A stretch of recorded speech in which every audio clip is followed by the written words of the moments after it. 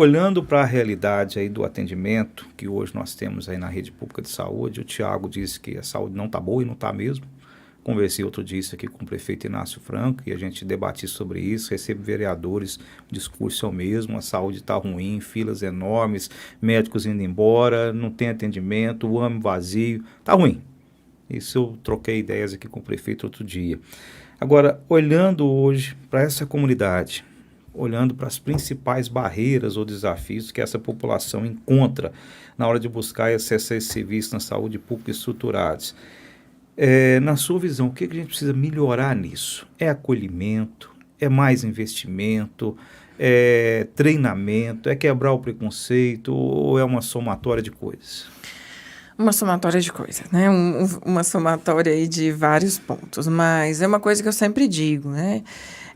Eu tive a oportunidade na unidade que eu estou, logo que eu entrei, a coordenação me pediu e me abriu espaço para fazer uma formação novamente para a equipe, né? Uhum. E uma coisa que eu sempre digo você não é obrigada a saber o que é todas as orientações e todas as identidades quando a gente fala LGBTQIAPN+.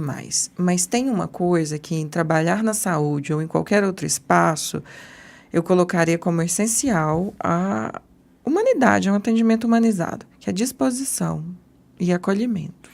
A acolhida faz toda a diferença, né? Você já muda ali o patamar, às vezes a pessoa chega mal, depende da forma que ela é acolhida, ela já começa a melhorar. E aí eu te pergunto, para os profissionais que atuam no SUS, no Sistema Único de Saúde, especialmente na atenção primária, que é essa porta de entrada, como que essa UBS, essa unidade de saúde, ela pode se transformar de uma maneira, capacitar mais os seus servidores ali para assegurar um atendimento que vá além do técnico. Que esse atendimento ele seja verdadeiramente acolhedor, humanizado e respeitoso, como você acabou de pontuar. Eu vou te dizer um desafio bem do meu dia a dia, dar um exemplo bem do meu dia a dia. Dentro do prontuário eletrônico de atendimento, toda pessoa que vai se cadastrar tem uma pergunta que é sobre qual orientação sexual dela e qual identidade de gênero. Uhum. As pessoas que devem fazer essas perguntas são as nossas queridas agentes comunitárias de saúde. E elas, às vezes, fazem as perguntas, como tem que ser feita, tanto no quesito raça-cor ou essas que eu mencionei, e elas não são bem recebidas.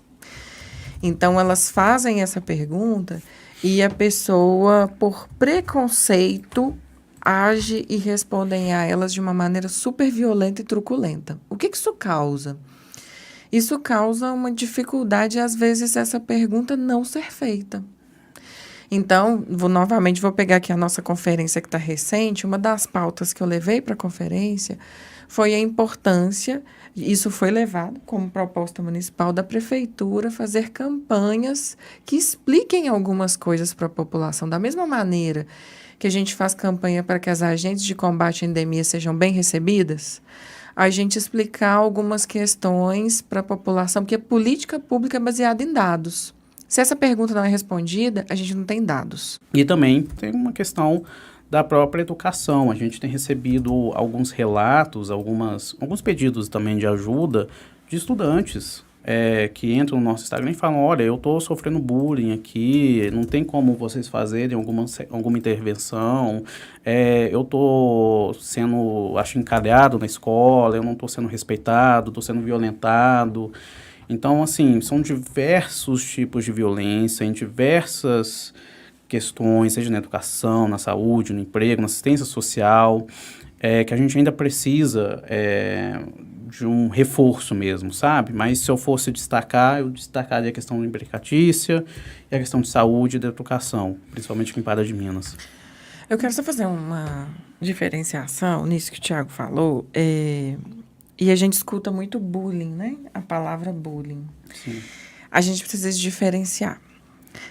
Racismo é racismo. Lesbo, homo, bi, transfobia é isso e não é bullying. E as pessoas têm dificuldade de falar, né? Então, parece que tem um peso, né?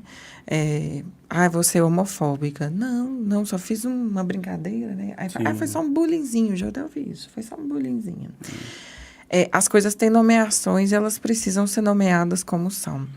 Você quer dizer que as coisas são relativizadas demais? Elas são aglutinadas, porque aí fica um pouco mais leve. Tudo vira bullying. Quando tudo vira bullying, você discute o tema de uma maneira muito ampla e geral. Então, você não aprofunda em nada. Sim. Então, a gente escuta dos adolescentes, dos jovens nas escolas, que não tem discussão sobre diversidade sexual e gênero na escola. Até porque essa pauta virou uma pauta de barganha dentro de processos eleitorais, né? Então, eu acabo de dizer essas palavras para você e eu sei o peso dessas palavras. E, ao mesmo tempo, muitos profissionais, inclusive, não sabem que eles não são proibidos de versar sobre isso. Muitos acreditam que existem, sim, uma censura e uma lei que os proíbe, ou as proíbe, melhor dizendo, né, enquanto aí as professoras, enfim, docentes, de versar sobre gênero e diversidade. Então, os adolescentes e jovens reclamam muito isso, os temas não são abordados especificamente. Sim. E o Tiago falou do Congresso Nacional, né, que as coisas não vêm, não viram de lá, e lá tem pessoas da comunidade, né, devia ser um pouco mais diferente, né, mas é um congresso também que a gente vê que tem uma boa parte dele que é muito conservadora, né, então é muito difícil das coisas evoluírem em certos sentidos. Sim. Eu posso só fazer um adendo nessa Sim. fala da Priscila? É bem rapidinho, porque eu sou formado em História, eu sou licenciado, né, então posso dar aula. E aí, quando eu fiz estágio na escola, eu fiz estágio numa escola aqui no Pará, numa rede estadual, isso em 2022, se eu não me engano. Então, a pandemia tinha acabado de Ainda acabar, estava entre aspas, né? Mas ainda estava patinando. Sim, mas as pessoas estavam voltando e as aulas Isso. estavam voltando, né? E aí, foi muito impressionante essa minha experiência no estágio, porque eu vi muitas coisas. Eu vi pessoas, colegas de sala, reclamando e sendo bastante transfóbicas com outros colegas, falando que não aceitava que essas pessoas trans, usassem o banheiro, porque foi muito... Enfim, as palavras foram muito duras, mas chamaram essas pessoas das piores formas possíveis.